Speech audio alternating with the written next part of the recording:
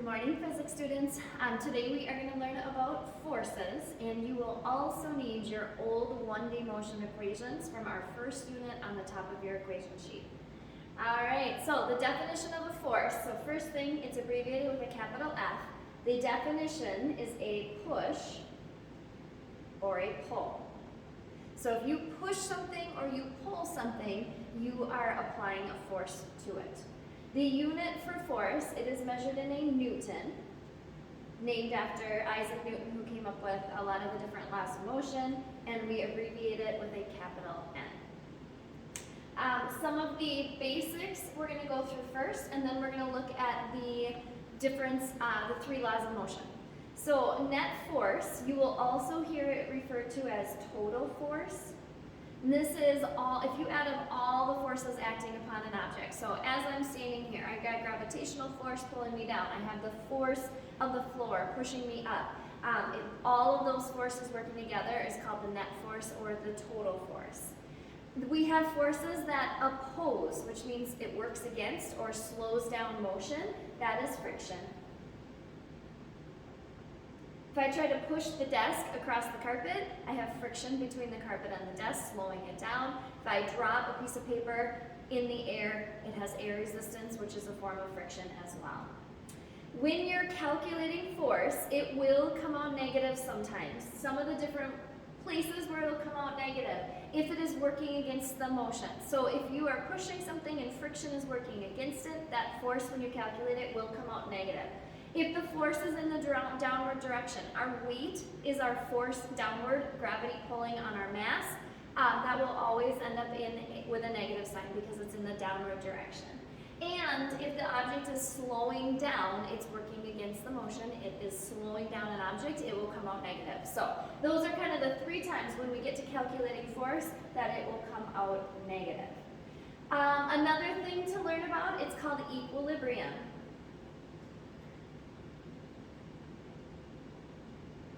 This is when there's no change in an object's velocity. So the velocity is either constant or you have no velocity. In equilibrium, if you add up all the forces, it adds up to a sum total of 0. The sum of all forces when you are in equilibrium equals 0. They all add up and cancel each other out. All right, there's two times when equilibrium occurs. One, when you are at rest. If you are at rest, you have no velocity. Your velocity equals 0. If you are not moving, you have no acceleration. Acceleration equals 0. And in order to have a force, you have to have an acceleration. So if there's no acceleration, then the force is going to be equal to 0 as well. The other time that it happens is if you're moving at a constant velocity. If you're moving at the same speed or velocity the entire time, you are not accelerating. You are not speeding up or slowing down. You're moving at a constant speed. If the A is equal to 0, you have to have an acceleration in order to have a force. We'll learn that equation here shortly. So if the acceleration is equal to 0, then the force is also equal to 0. There's still forces acting upon you, so if you are sitting in a chair at rest, you still have forces pulling downward on you and pushing up in the chair, but all those equal out to sum up to 0, and that's when you are said to be in equilibrium. So either at rest or moving at a constant velocity. There's a specialized example of number 2, when you're moving at a constant velocity, and it is called terminal velocity. This is when you're in free fall and you end up accelerating to the point at which your body no longer accelerates. So it only happens in free fall, so you gotta fall a long distance. But for example, if you are skydiving, you jump out of the plane, you accelerate at the rate of gravity, but at some point that air resistance, that force that's working against you, gets equalized by your weight downward, and you hit a point at which you no longer accelerate, instead you start moving at a constant velocity or a constant speed. And that is when you hit terminal velocity. Terminal means end velocity, so it's like the highest velocity you can get to. When people skydive, it depends on the body positioning, but if you kind of go spread eagle, it's usually around 200 miles per hour. So you accelerate until you reach that, and it's different for each person depending on your weight. And then if you go kind of in the pencil position, you can get going much, much faster. All right, so when you hit terminal velocity, your force in the downward direction, your weight, is equalized by the force in the upward direction, the air resistance. When they equalize each other, the net of all the forces is equal to 0. You no longer accelerate. You end up moving at you keep falling, but you call it fall at a constant velocity from there on out. Then you hit your parachute, slows you down, and you land on Earth. All right, so that's what terminal velocity is. Something to get back to here, mass and weight. There's a difference between the two. Mass is the amount of matter you have, and it's measured in kilograms. So it's how many molecules you're made up of. It doesn't change. So if you're here, if you're on the top of the mountain, if you go to the moon, your mass is going to remain the same. You have the same number of molecules. Weight is when you take the force of gravity, it was applied to your mass in the downward direction, and it's a force. So it's measured in newtons. In the English system, we measure it in pounds. In the metric system, we measure it in newtons. We'll have to learn how to go in between the two of those together. All right, so mass, how much matter you're made up of. Weight is when gravity pulls down on that matter, pulls down on your mass, and it turns it into a force. Weight will change. You go to the moon, there's different gravity there. You're going to get lighter because the gravity is less. All right, moving into Newton's laws of motion. Newton's first law, an object at rest remains at rest, and an object in motion continues in motion unless acted upon by an outside force. All right, this law can be summed up in one word. It is also known as the law of inertia. So when I ask you what is Newton's first law, you can certainly say the sentence, but I would prefer it if you summed it up in one word, which is inertia. The definition of inertia is this right here, but once again, we can kind of sum it up. The property of matter to resist changes in motion. All right, so if you're in motion, you want to maintain that motion going. If you are at rest, you want to remain at rest, unless we have outside forces acting upon us, which here on Earth, there's outside forces all the time. We have friction, we have things speeding us up, slowing us down, push and pulls, and so forth. I have two examples here that I'm going to show you of inertia. The first one is an egg spin. So I have a raw egg right here. I am going to put it on the table and I'm going to spin it. I am then going to apply, I'm going to get it into motion. I'm then going to apply an outside force, my finger. I'm going to cause it to stop. So, spin, I stop it, but when I remove my finger, it starts to spin again. It spins, outside force stops it, but then it starts to spin. That is because of inertia. I can apply an outside force to stop the shell of the egg from spinning, but there's insides still going. They're in motion, they're going to continue in motion until acted upon by an outside force. Eventually, the friction between the table, the egg, the shell, and the yolk, eventually that's the outside force causing it to stop completely. But I can't stop the inside part of the egg, so when I stop the shell, it then is continuing its motion inside the egg. The other one is this ball and card demo. I have a ball sitting on top of a piece of plexiglass, and then I have a spring right here. So when I put the ball on here, I pull it back.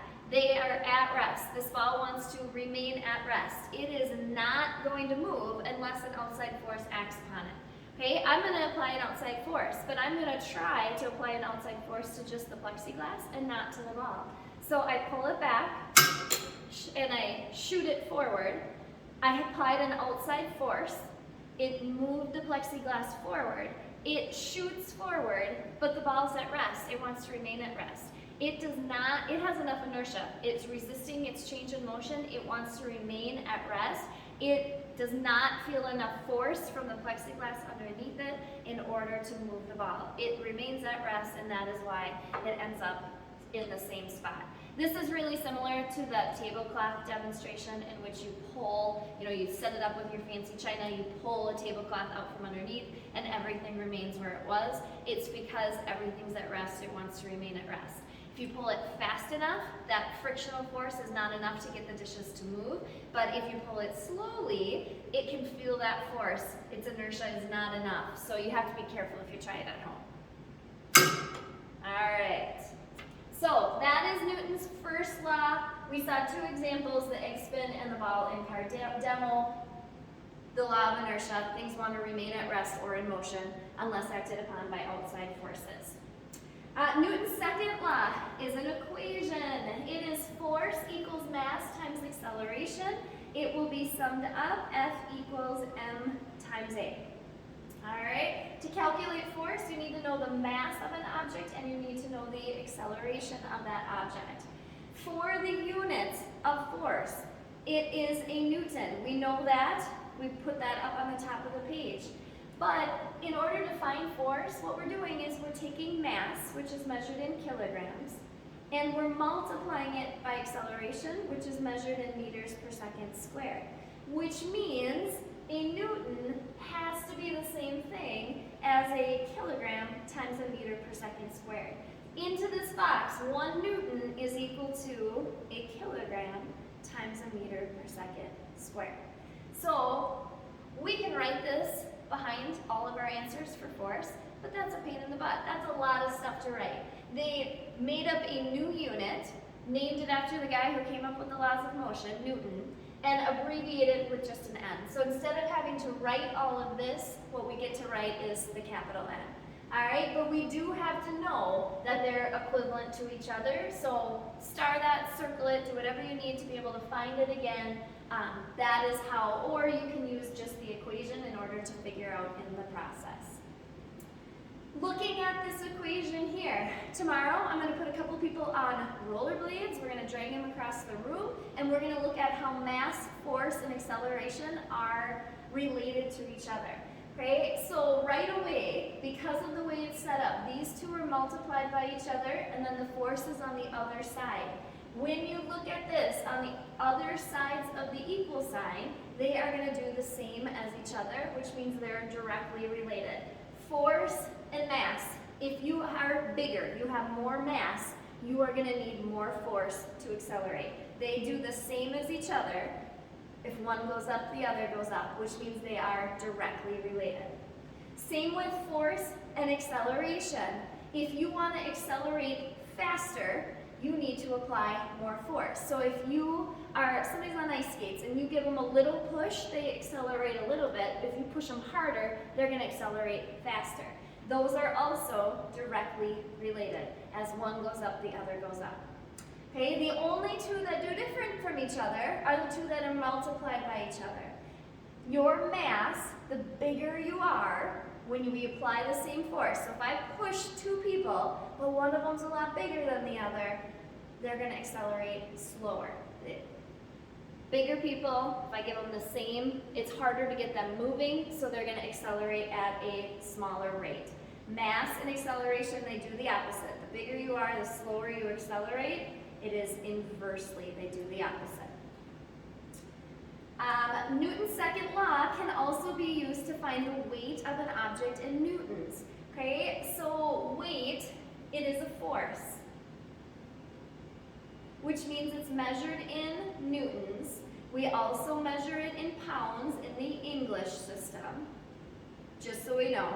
But we are going to have to get it into newtons in order to use the different equations. And then from up here, weight is the force due to gravity on the mass.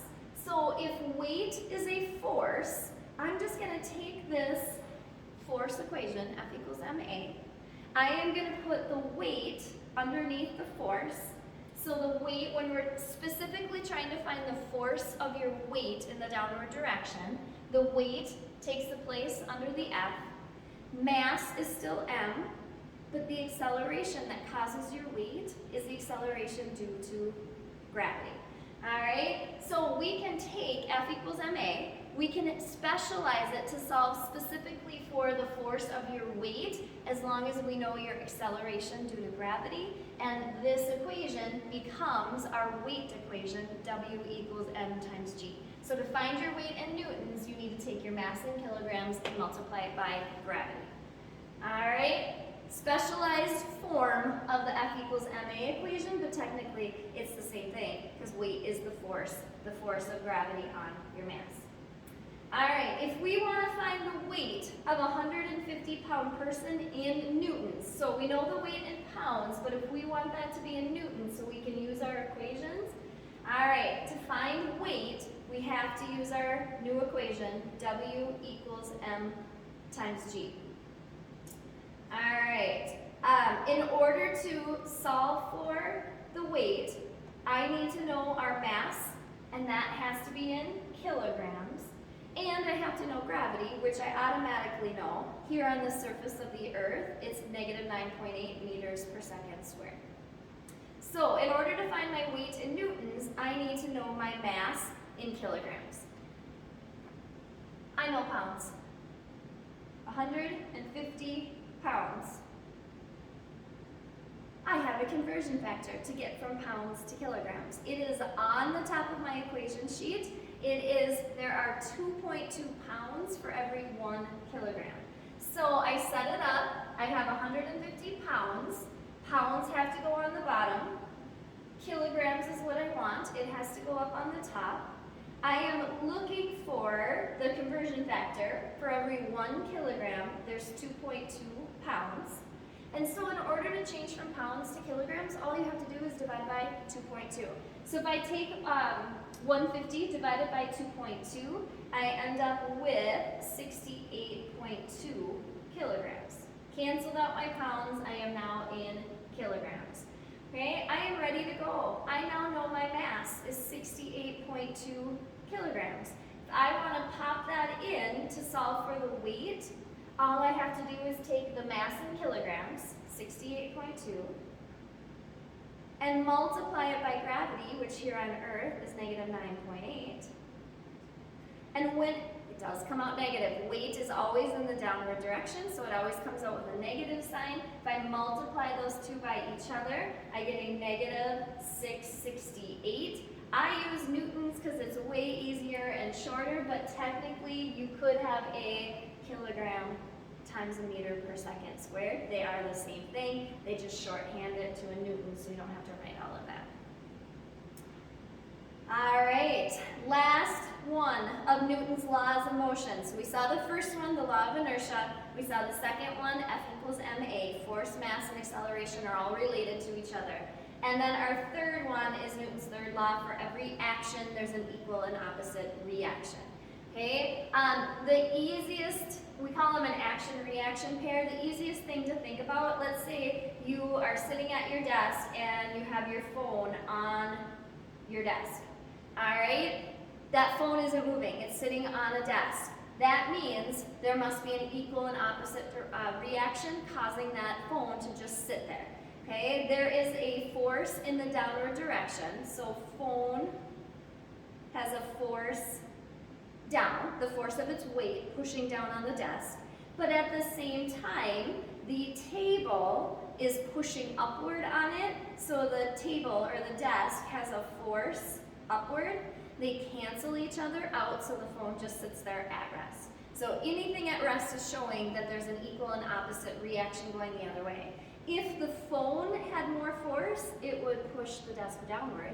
If the desk had more force, it would push your phone upward. Neither of those things is happening. The phone's just sitting there nicely. It's called an action-reaction pair.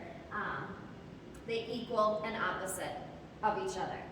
Another example is if you blow up a balloon. I'm the worst artist in the world, but here's my balloon. All right, you blow up a balloon, you hold it closed, you let it go. All of a sudden, all of the air comes pushing outward. The air moves it that way. And then what happens to the balloon? It shoots off in the other direction.